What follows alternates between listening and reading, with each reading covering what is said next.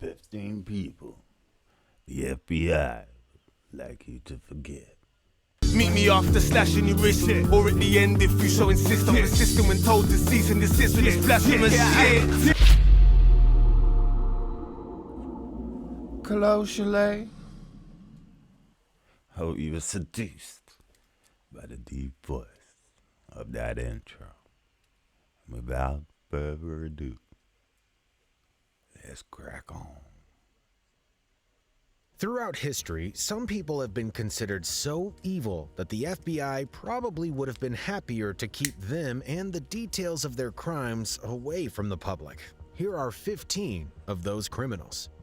Number 1. Jamie Osuna. Jamie Osuna, also known as the Man with 1,000 Faces, referring to the tattoos, including Joker's smile and a pentagram, covering his face, was sentenced to life in prison without the possibility of parole for the 2011 killing of 37-year-old mother of 6, Eve.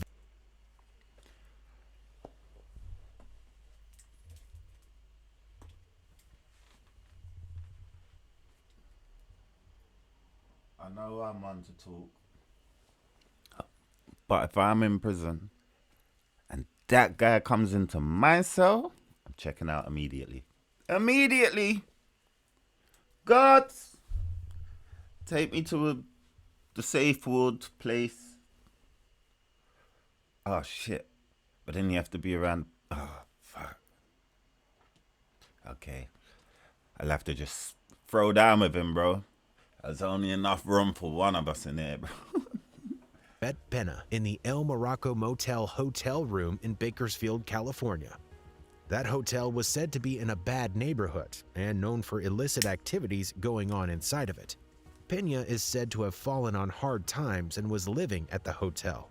Although he denied it for 6 years, he eventually confessed that he was, in fact, the one who was guilty of murdering her in 2017 in an interview with a female reporter named Olivia Lavois. As the footage was rolling, he said, "I did sadistically, premeditatively, deliberately torture and kill her." When asked why, he said, "Just I seen an opportunity. I didn't know her. I didn't know her. I met her. I was introduced to her. I met her like one time and I came back the next night and I seen an opportunity." He also boasted that he killed Pena the way he did so that he could have lasting memories of the ordeal. On March 28, 2017, Osuna pled guilty to killing Pena and was spared the death penalty for having done so. Osuna openly mocked members of Pena's family at hearings by smiling and waving at them. And Osuna's crime spree did not just stop because he was incarcerated. While in Corcoran State Prison, he was charged multiple times for assaulting guards by throwing various bodily fluids at them. Then on March 9, 2019, after almost 2 years without having a cellmate, a man named Luis Romero, aged 44, was found dead in his cell. See? And looking at that guy looks like he could beat the other guy up. But no, the other guy is clearly a snake. Clearly a snake. You don't get tattoos on your face if you're not snaky. Ha ha ha was written on the walls along with "The Man with 1,000 Faces." Despite assumptions, Osuna's mother said he didn't come out of the womb, an evil killer, or whatever they're saying. He was a normal, loving kid.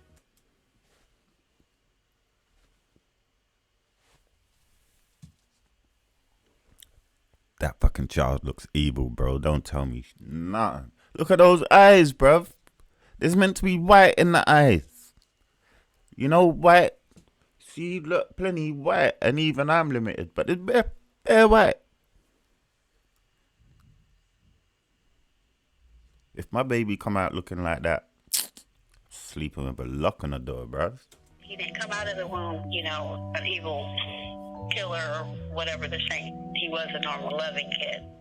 Osuna was diagnosed with unspecified schizophrenia spectrum, antisocial personality disorder, borderline personality disorder, and post-traumatic stress disorder, likely due to his rough childhood, by psychiatrists.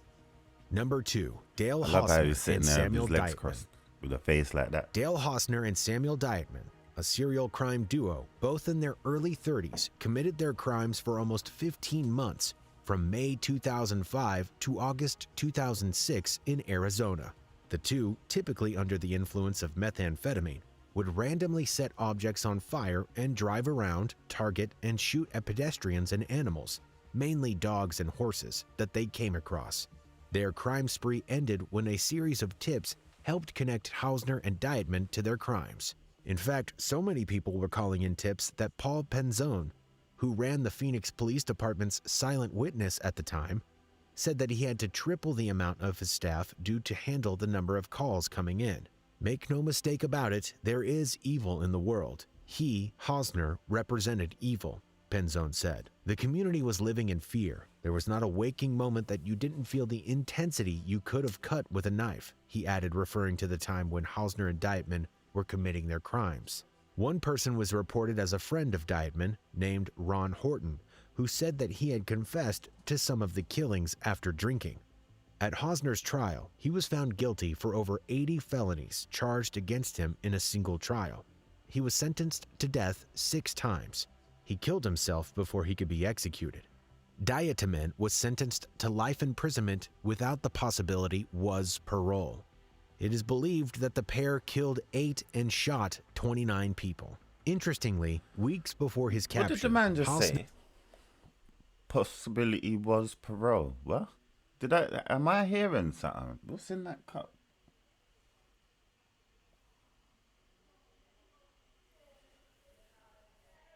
Bro. Interviewed Mike Tyson as the boxing photojournalist for Ring Sports and NightNews.com. Number 3. Charles Ng and Leonard Lake. Another pair of crime-committing buddies were Charles Ng and Leonard Lake. Ng, who was born in Hong Kong but moved to the United States from Canada on student visa, met Lake in 1981 through a survivalist magazine advertisement he placed. Both men were discharged from the Marine Corps, but for various different reasons. Lake was diagnosed with schizoid personality disorder, and he was medically discharged in 1971 after having a delusional breakdown while in Vietnam. Ng, on the other hand, was arrested by military for stealing weapons.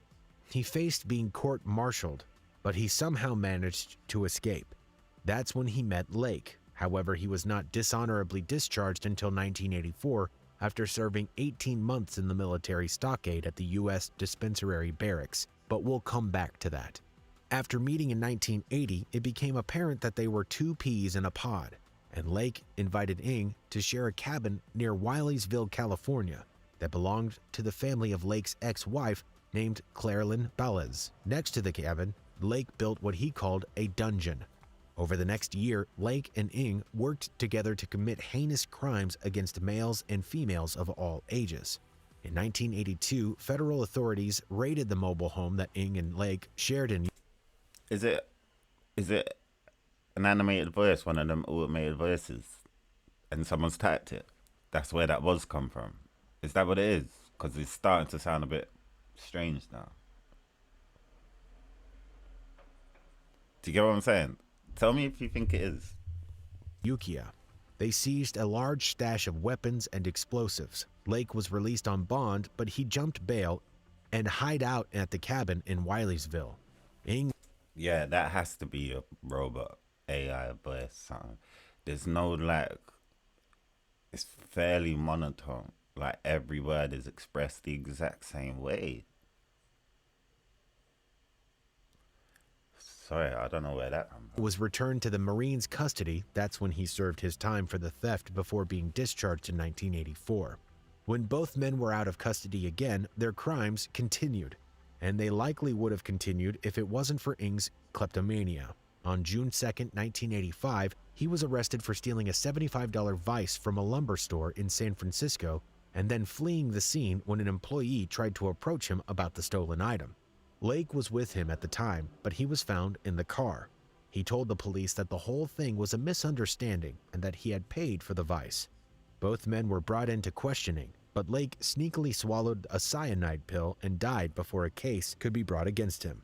Ng still remains on death row to this day. Together, they are believed to have killed between 11 to 25 people.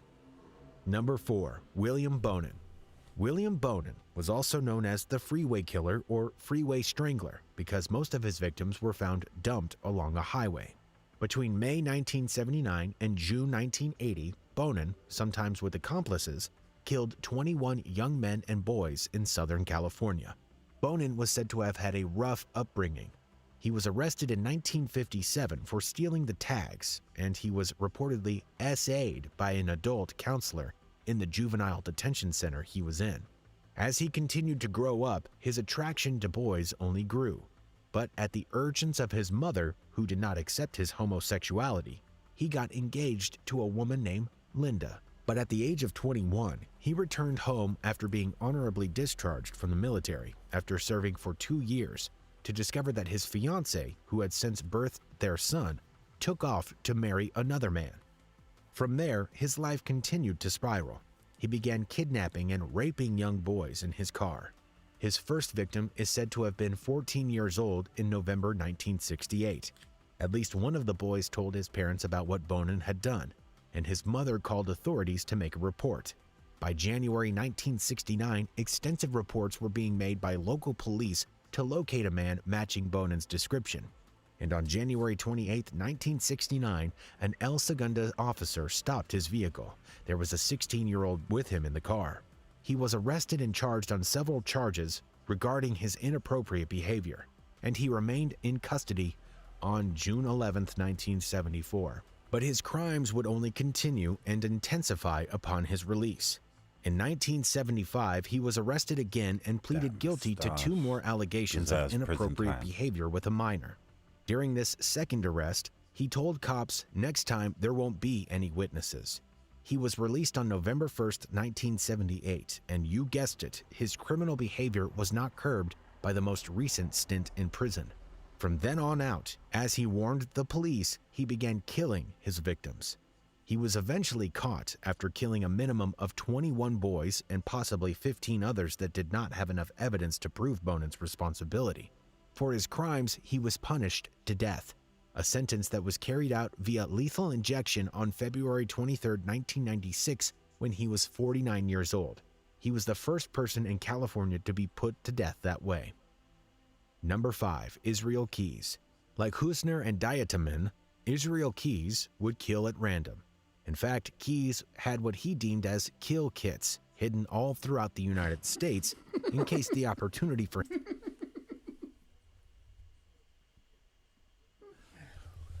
It's not funny, right? His case is so scary, and that poor girl who was working in the hut, poor girl. But trying to set that part of the story aside, how committed are you to fly around or drive around? It would have had to have been driving, innit, because of the weapons or something. So he's driving around the United States, packing weapons and burying them in random. That obviously wasn't crazy, but that sounds fucking crazy, bro. And no one knew. Everyone thought he was cash. him to kill arose. His crimes were committed between 2001 and 2012. He has successfully linked to 3 murders, but is suspected of committing more than 11 others. Similar to many other serial killers, Keyes started out by killing animals. When he wasn't being required to do so for providing sustenance to his family, at least on one occasion, he skinned an animal alive in front of other churchgoers. It is believed that Keyes killed his first victims between 1996 and 1997 What do you around mean before other churchgoers? What? How? Where?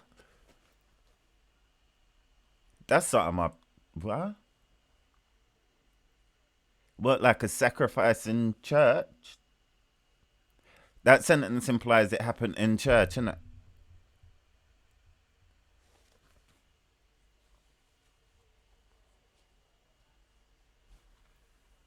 As he grew into an adult, he would commit.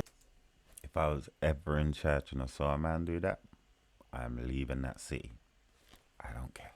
several essays and enroll in the military when he was honorably discharged after a few years of service. He did not admit to killing during this time in the Army, but he did admit to raping 2 women. After his discharge, he moved to Washington and later Alaska, where he started a construction business. He has also owned property in New York. He admitted to committing 4 murders in Washington, 1 while in New York and 1 in Alaska. In addition, he is the suspect of a series of 2017 crimes committed by the Boca Killer near Boca Raton, Florida. He was caught by authorities after demanding ransom after killing one of his victims, and the police were able to track withdrawal. He looks exactly the same as remember the guy and girl, the couple that went to possibly Vegas, but it might have been something else. But they went away for the week, and while they were gone, they killed one couple, and then they were gonna kill another, and the girl was collecting hooters. He looks exactly the same as the guy, with the same sunglasses when they were taking holiday snaps and that. Withdrawals he made from his account as he moved around the country. Keyes was eventually arrested in Texas on March 13, 2012. He was later extradited to Alaska. Before his trial, Keyes told investigators that he wanted to be executed within a year. However, he would ultimately kill himself on December 2, 2012 in his cell. He left behind drawings of 11 skulls, which many believe represented his 11 victims, and a pentagram. His death left many questions unanswered and cases unclosed. Number 6. Robert Hansen. The next serial killer also has ties to Alaska. Robert Hansen, aka the Butcher Baker, had a minimum of 21 victims, many other cold cases that are suspected to be linked to him. Like many others on this list, Hansen was said to have a hard childhood. Namely, he was said to be shy, had bad acne, and stutter. For the cruel treatment he suffered growing up, Hansen wanted revenge. He seemed to distance himself from his old life as he grew into adulthood. He would leave his hometown state of Iowa, join the military, and eventually open a bakery in Anchorage, Alaska. Although he appeared to be just a simple, humble baker,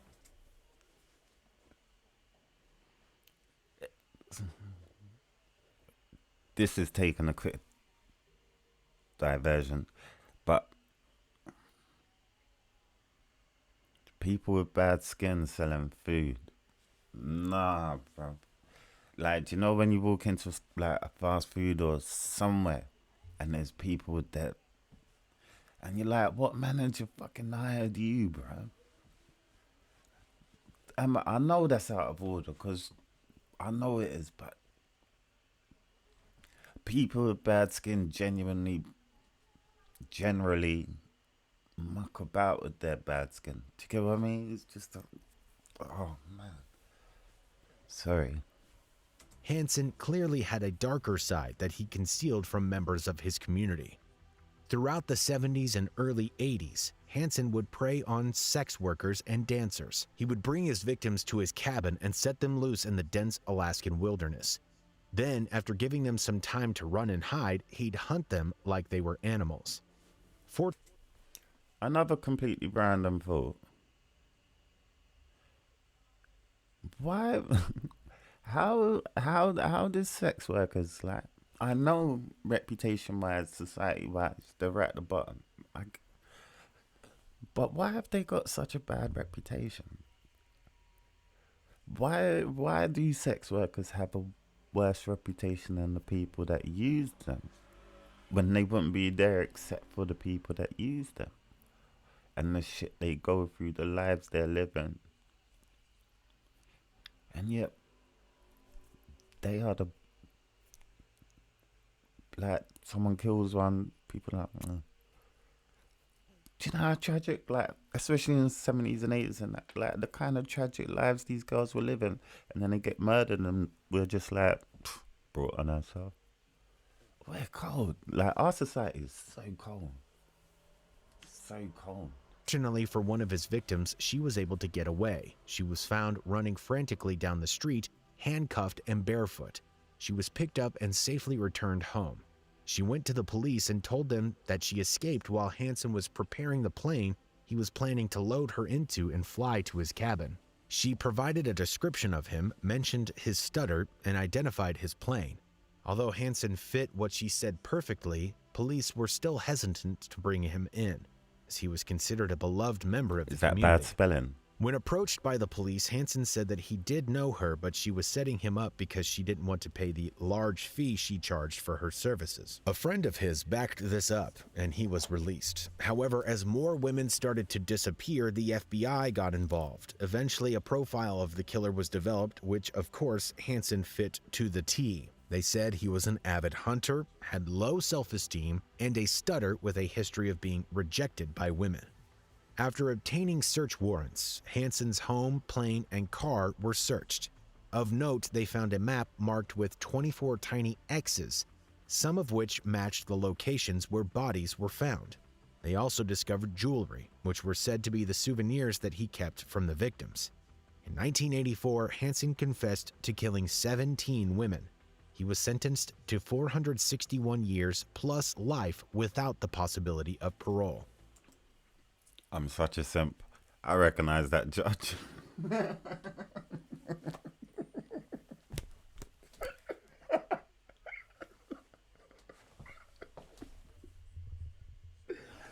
No. Oh my God, that's so embarrassing. I recognize that judge. She's American. I've never been to America. Why would I know who that judge is? Because I thought, like, bro, I actually made a TikTok about that. I said something about. I even put the music to it. Like I put Prince. She must be the most beautiful. Because, bro, when have you ever seen a judge that attractive? She was in a serious case and she popped up on TV and I was like, bro, one serial killer or something. Like, it's just recently. She was just recently, like, within the last. But I made a TikTok about it. That's creepy. I mean, I'm being creepy. Not, it's creepy. Oh, that's so bad. But honestly, like, male or female, she's got to be the most attractive judge in America. Has to be. I've never seen anything close. He died while in custody in 2014. Number 7, Tex Watson.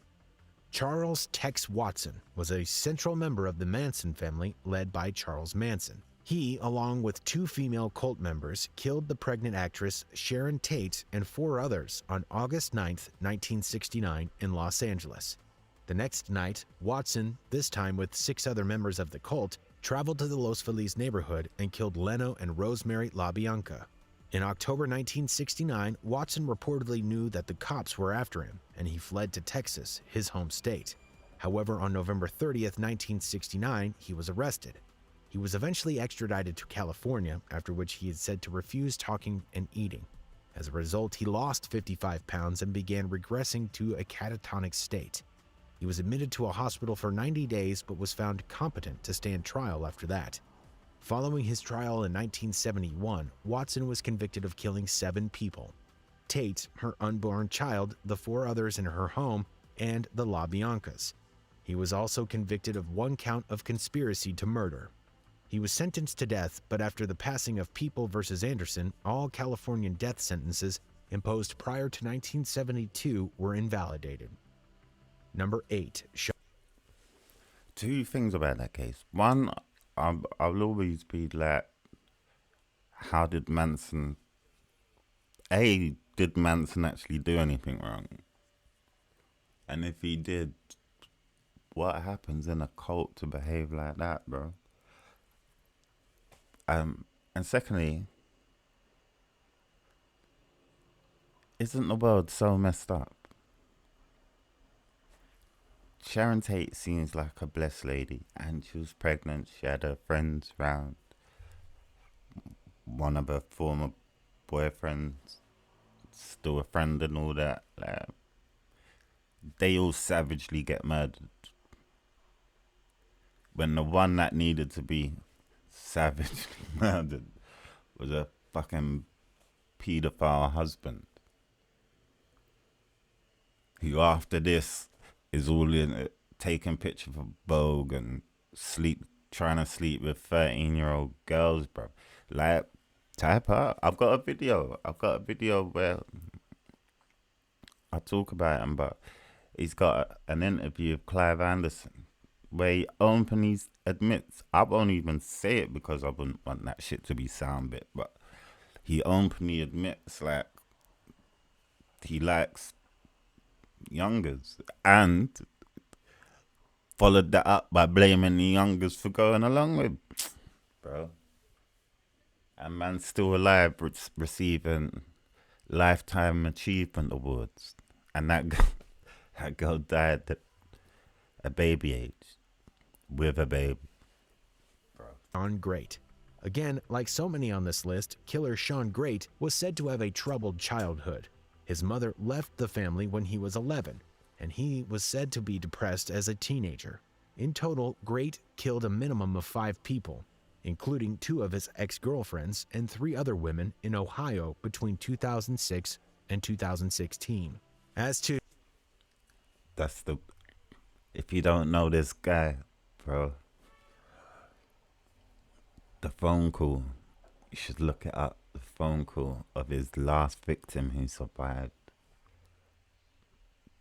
That's the most intense phone call you will ever hear, bro. He's asleep. She's got access to the phone and she's calling. She's whispering, saying, I've been kidnapped and blah, blah, blah. And she's waiting for the police to come, and he moves and... His 2 ex-girlfriends, Great wrote a letter I to know a a bit news too much, station innit? claiming the motives for the crimes were the government assistance that took his victims' minds. Great was arrested on September 13, 2016. He entered a plea of not guilty, but later pleaded not guilty by reason of insanity. However, after psychological assessments, it was determined that he was sane. The story is a little confusing from there, but Great was found guilty or pleaded guilty to his crimes, and he was sentenced to death. As of now, his execution is scheduled for March 19, 2025. The method of his execution is still undetermined, as lethal injection isn't used in the state anymore, but the law does not currently allow for any other method to be used. Number 9, the Doodler. Between 1974 to 1975, this unidentified serial killer is thought to have killed between 6 to 16 people. 3 people were lucky enough to live. He was given the nickname of the Doodler, aka the Black Doodler, because he would draw his victims before killing them. It is said that he would target homosexual men. He was also said to be a black man between 19 and 25 years old, 6 feet tall, and with a slender build. Police questioned a man as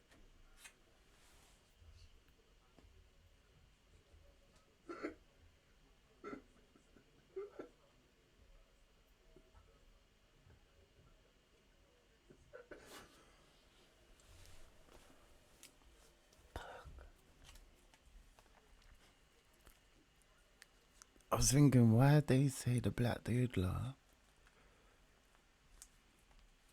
Because it really was a black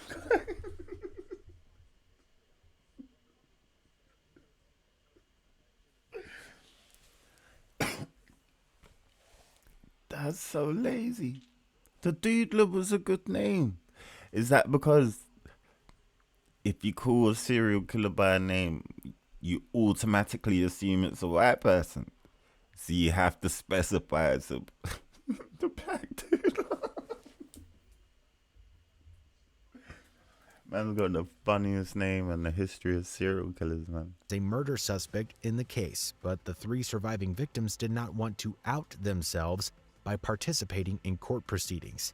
The man never admitted to the killings, but police thought it was highly likely that he was the one responsible. To date, no one has been apprehended or named publicly. Number 10, the River City Ripper. Another unidentified killer, but this one committed crimes much more recently than the Doodler. The River City Ripper killed 3 people and wounded another between 2020 and 2021 in Little Rock, Arkansas. According to the... Hey, your hurts are banging. Those hurts are banging. Were they low riding and all sorts? Surviving victim, he appeared to be young, black, slenderly built, and over 6 feet tall. His last known killing was in April 2021. All of his victims were strangers and walking alone between 1 a.m. and 4 a.m. It is believed that the perpetrator of the kidnappings is still roaming the streets to this day. Number 11, Gary Ridgway.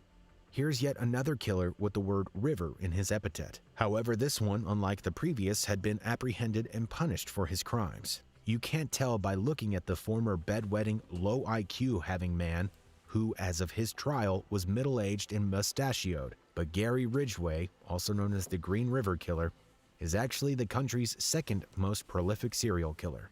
Ridgway confessed to killing 71 people from 1982 to 1998, although he wasn't apprehended until 2001, which is the year some people believe he stopped killing.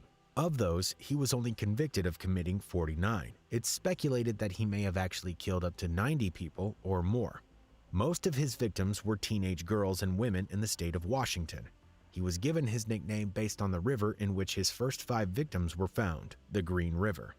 He was finally arrested on November 30th, 2001 outside of the truck factory he worked at after DNA linked him to the murder of 4 individuals. He escaped death by signing a plea deal and agreeing to disclose the location of some of the bodies that were still missing. He instead was given a life sentence without the possibility of parole. Ridgway may be remembered most, besides for his crimes of course, for the confession he made to psychologists about his sexual attraction to his mother and his fantasies about killing her. He is currently 73 years old. Number 12. Jeffrey Dahmer. No list of prolific serial killers is complete without the infamous Jeffrey Dahmer. Dahmer plagued the streets of Milwaukee, Wisconsin between 1978 to 1991. During that time, he is said to have killed 17 men and boys. However, he was only convicted of 15 killings out of 16 that occurred in Washington. The treatment he received as a child is hotly contested. Some say that he was neglected, while others say that he was doted on by both parents. But whatever way he was treated, he recalled feeling uneasy with the solidity of his family, as his parents argued a lot. He also became obsessed with animals as a child, a typical trait amongst future killers. Turns out he was right to question the strength of his parents' relationship. They divorced in 1978, coincidentally the same year in which Dahmer committed his first murder. He had just graduated high school 3 weeks before the incident. At the urge of his father, Dahmer joined the army, but his penchant for drinking alcohol deemed him unsuitable for his service. He was discharged in 1981. Dahmer's murder streak resumed during his late 20s and early 30s. Most of his targets were black, but he seemed to also go after men who were indigenous, Asian, or Latino. He initially came in contact with most of his victims in or This is so dumb.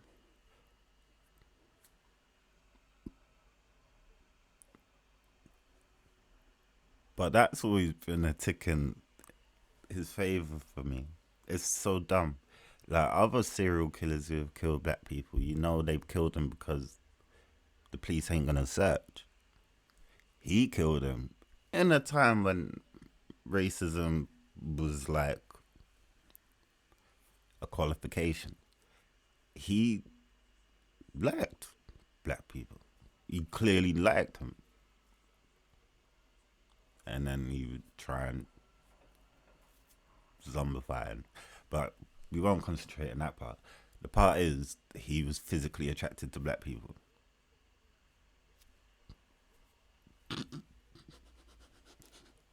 Silver linings and all that. around gay bars. Throughout that time, Dahmer was known to rent out rooms in hotels or bring men back to his grandma's house. However, after she kicked him out, he rented a 1-bedroom apartment. But 2 days after the move-in, he was arrested for having inappropriate relations with a minor. He pleaded guilty to those related charges, but he was released from custody.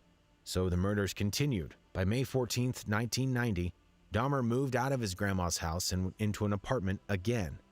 Within 1 week of moving, he killed his 6th victim. Dahmer was eventually apprehended on July 22, 1991. One of his victims had managed to get away from his apartment and was able to flag a police officer down.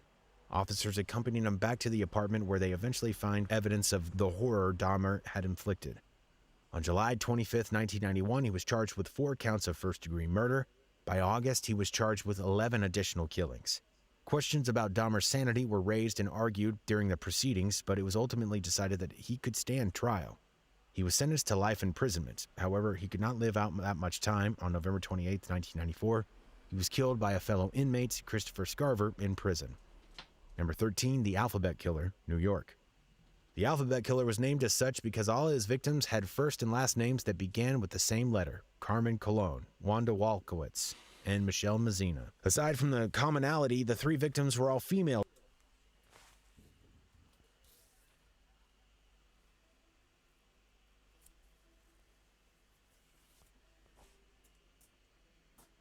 Isn't that Marvel Universe?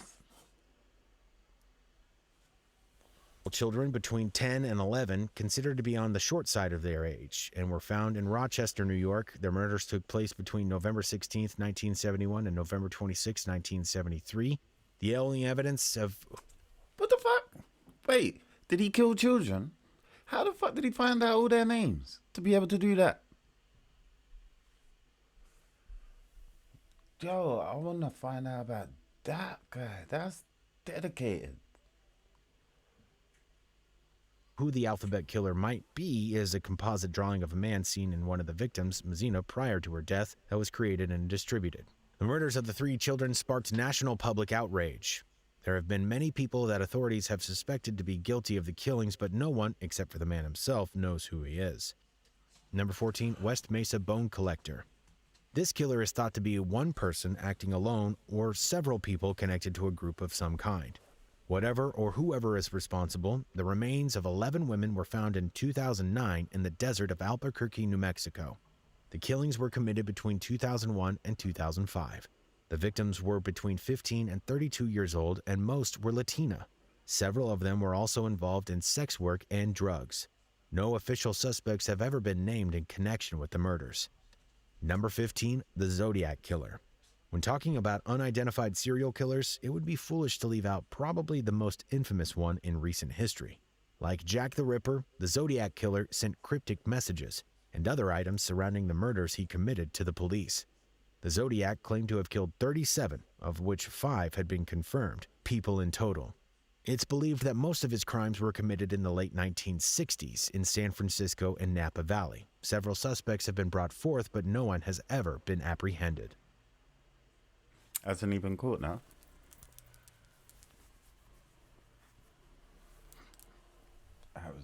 That was a strange video. The saddest thing about the Dahmer case particularly is the level of respect that gay people received back then, bro. Like, the worst one was the little boy. The little Asian boy he was raping. And the boy managed to get out, and I'm sure he was all covered in blood and all that, and a couple of women found him, and it was like, oh, it was bare shots. They flagged down a policeman, and a policeman took him back to Dahmer. And Dahmer said, yeah, that's my lover. He was clearly a little boy. Anyway, who was your favorite?